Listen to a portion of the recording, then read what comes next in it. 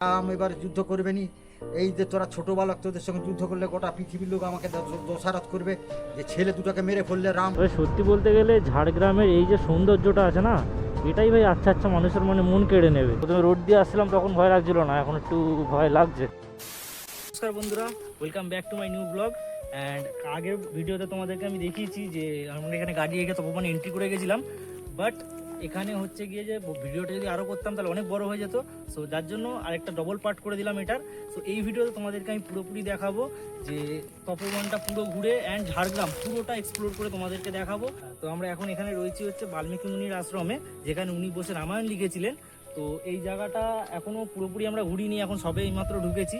তো এই জায়গাটা পুরোপুরি আমি তোমাদেরকে ঘুরিয়ে দেখাবো। পিছনে জঙ্গল রয়েছে অ্যান্ড এদিকে অনেক কিছু দেখার রয়েছে, প্লাস সব কিছু রয়েছে, আর মোটো ব্লগিংও থাকবে অ্যান্ড তোমাদেরকে ঝাড়গ্রামটাও এক্সপ্লোর করাবো। তো এই ভিডিওটা পুরোপুরি দেখতে থাকো কন্টিনিউ। যারা যারা চ্যানেল নতুন আছে চ্যানেলটাকে অবশ্যই সাবস্ক্রাইব করে নিও।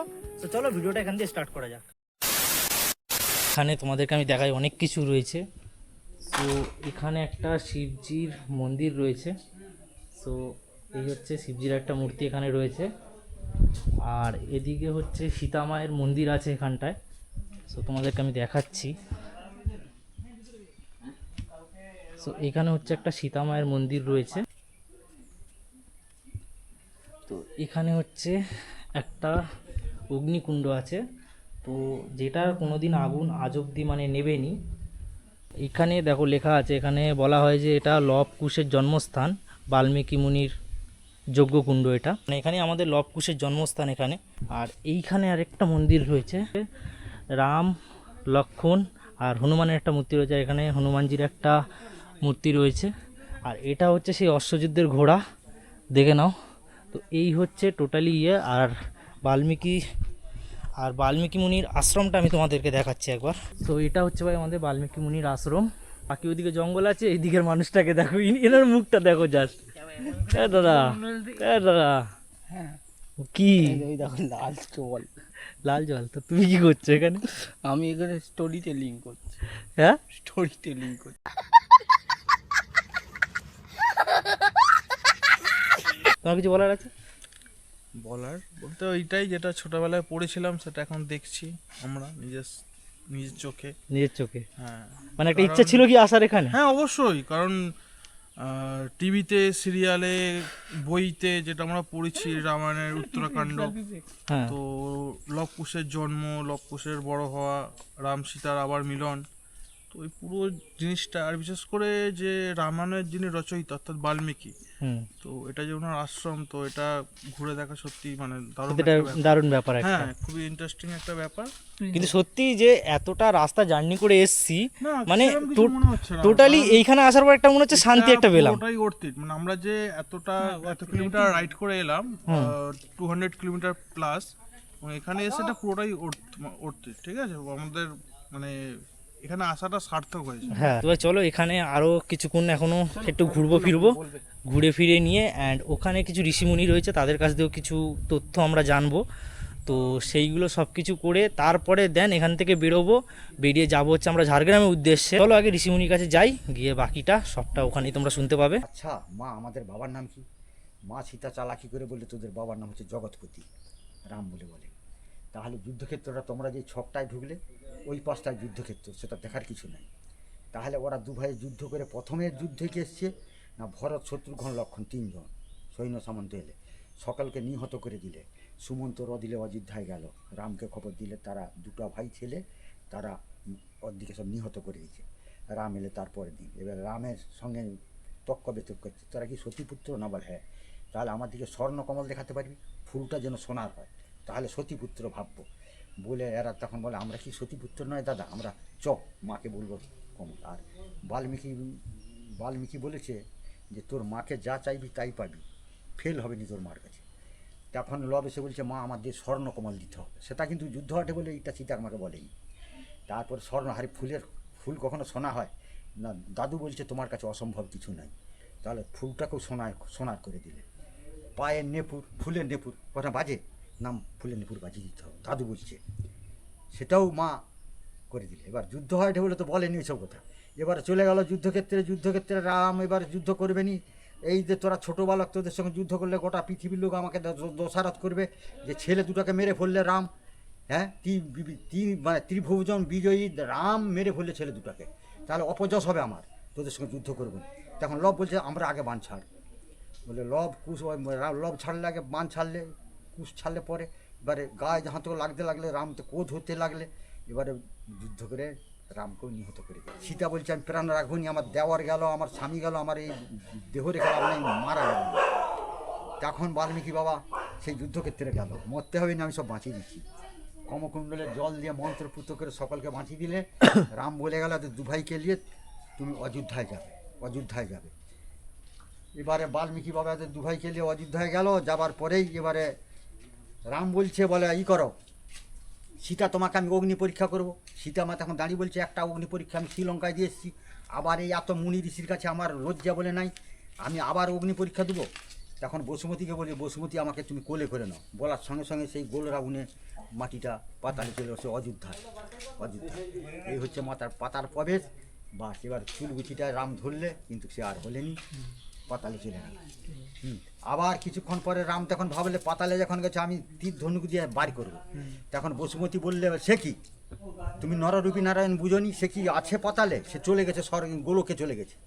হ্যাঁ, এই হচ্ছে মার অপবাদে যে মা সীতা বনবাসীটা, মা সীতাটা আছে আমরা ভালোই জানি। তো ভাই এখানের ব্যাপারটা তোমাদেরকে পুরোপুরি দেখালাম। অ্যান্ড এখানে সত্যি বলতে গেলে এখানে এসছি মানে সিরিয়াসলি কথা বলতে মন মানে এখানে যদি আসো ততক্ষণ বুঝতে পারবে না যে এখানটায় কতটা মানে আনন্দ আর কতটা শান্তি রয়েছে এই জায়গাটায়।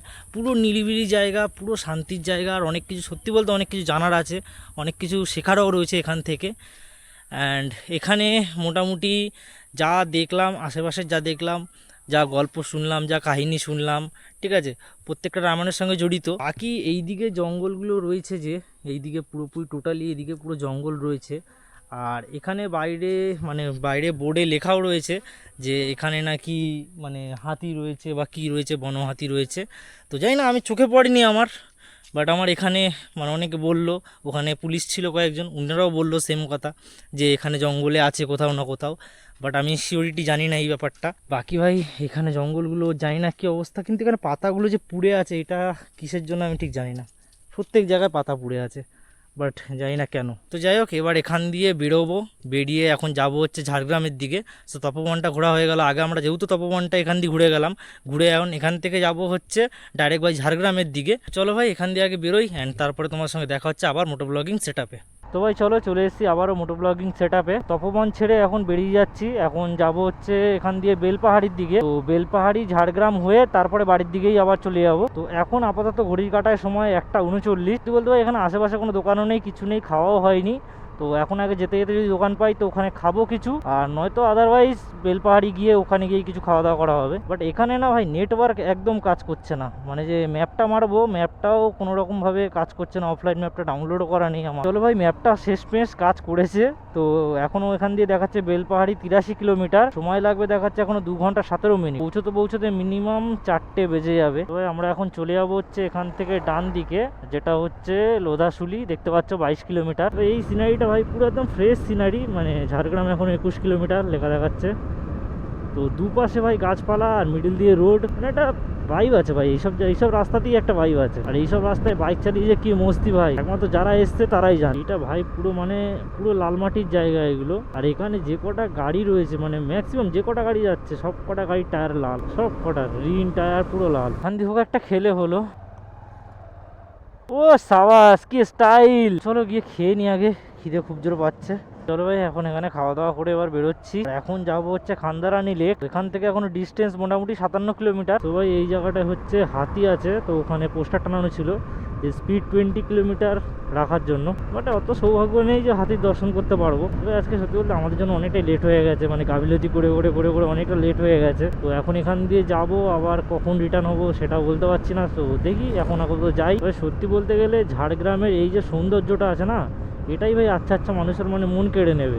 এই সৌন্দর্যটা, চারপাশের যে মানে ভিউটা, নেচারটা পুরোই অন্যরকম। আর এই পোস্টারটা ভাই আমি অনেক জায়গায় দেখে আসছি, হাতি আছে 20 কিলোমিটার পার আওয়ারে চালানোর জন্য, বাট এখন অবধি দেখতে পাইনি। বাট রাস্তাটা যেটা রয়েছে না, রাস্তাটা ভাই সেই লেভেলে এক ঘরের রাস্তা। যেরকম গাড়ি চালিয়ে মজা আছে ভাই, সিরিয়াসলি বলছি, যদি কেউ না আসে কেউ বুঝতে পারবে না এখানে গাড়ি চালিয়ে কতটা মজা। যে ভিউটা ভাই আলাদাই ভাই, আলাদাই।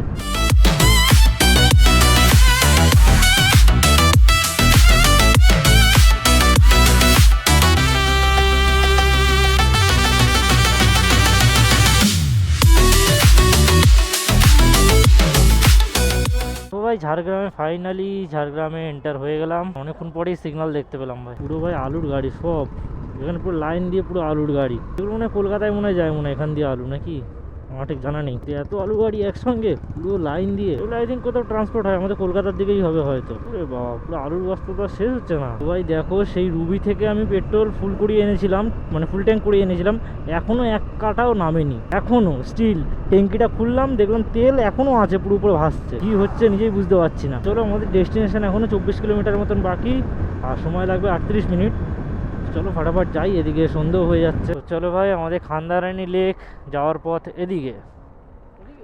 ইয়েস, এইটা দিয়ে যেতে হবে এখন খান্দারানী লেক। কোনো 1.7 কিলোমিটার বাকি আছে, আর এরকম রাস্তা কোন দিক দিয়ে আসছি কোন দিক দিয়ে যাচ্ছে কিচ্ছু বুঝতে পারছি না। প্রথমে রোড দিয়ে আসছিলাম তখন ভয় লাগছিল না, এখন একটু ভয় লাগছে। খান্দারানী লেক 0.5 কিলোমিটার। ভাই ফাইনালি পৌঁছে গেছি আমাদের এই ডেস্টিনেশন খান্দারানী লেক। ভাই ওদিকে পুরো পাহাড় ওদিকে, আর এপারে জঙ্গলটা দেখো, পুরো অসাধারণ ভিউটা জাস্ট এনজয় করার মতন। কিছু লাগবে না, শুধু এই ভিউটা নাও আর পুরো এনজয় করো।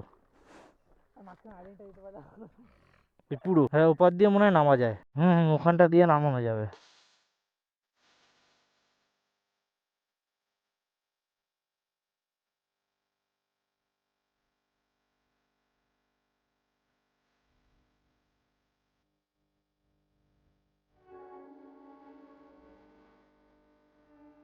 ভাই এখানে পুরো একদম ওয়েডিং শুট হচ্ছে।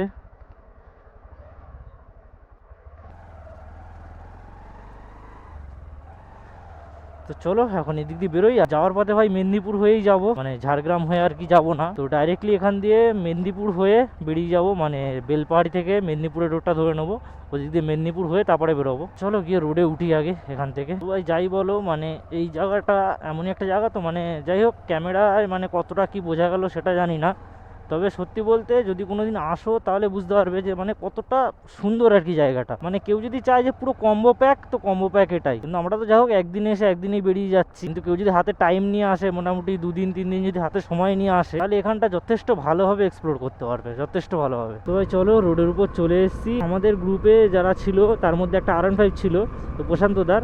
তো প্রশান্তদা আমাদের সঙ্গেই আসছিল, বাট ওরা রাস্তা ভুল করে অন্যদিকে চলে গেছে, তো যেই কারণে ওরা আমাদের সঙ্গে আসতে পারেনি। তো এখন আমি আর দাদা এখন দিয়ে বেরিয়ে গেছি, বেরিয়ে গিয়ে এখন চলে যাচ্ছি বেলপাহাড়ির দিকে। ওরা বেলপাহাড়িতেই ওয়েট করছে, সো বেলপাহাড়িতে যাই, ওখান থেকে মিট করব, মিট করে দেন বেরিয়ে যাব মেদিনীপুর হয়ে বাড়ির দিকে। তো আমার বাড়ির ডিস্টেন্স ভাই এখান থেকে প্রায় 209 কিলোমিটার এখনো, মানে 215 কিলোমিটার ছিল, 209 কিলোমিটার এখন, আর 5 ঘন্টা 36 মিনিট লাগবে দেখাচ্ছে। তো বাড়ি যেতে যেতে মোটামুটি মিনিমাম ধরে নাও 11টা তো বেজেই যাবে। তো যাই হোক চেষ্টা করবো 11টা 11:30 মধ্যেই বাড়ি ঢুকে যাওয়ার। আর এখানটা যেহেতু ভাই জঙ্গল এলাকা, তো ওই জন্য আর রিস্ক নিলাম না যে বেশিক্ষণ থাকার। তো যে কারণে আমরা দুজনেই ডিসাইড করলাম যে বেরিয়ে যাবো এখান থেকেই, কারণ এদিকে ভাই কোনো ল্যাম্প পোস্ট নেই, কিছু নেই, কোনো আলোও নেই এখানে। তো চলো এখন ফটাফট করে বেলপাহাড়ির দিকে যাই। তোমরা কোথায় গেছিলে? ভালোই ঘুরে নিলে অন্য জায়গা। হ্যাঁ ফাঁকতালে, হ্যাঁ প্রি প্ল্যান ছিল তোমাদের। रुको जरा सबर करो। আমি বুঝতে পেরেছি, এটা এটা কোনো রকম কিচ্ছু ছিল না আনফরচুনেটলি। अरे कहना क्या चाहते हो? সে তো ভিডিওতে তুমি যদি বলো আর কি বলবো।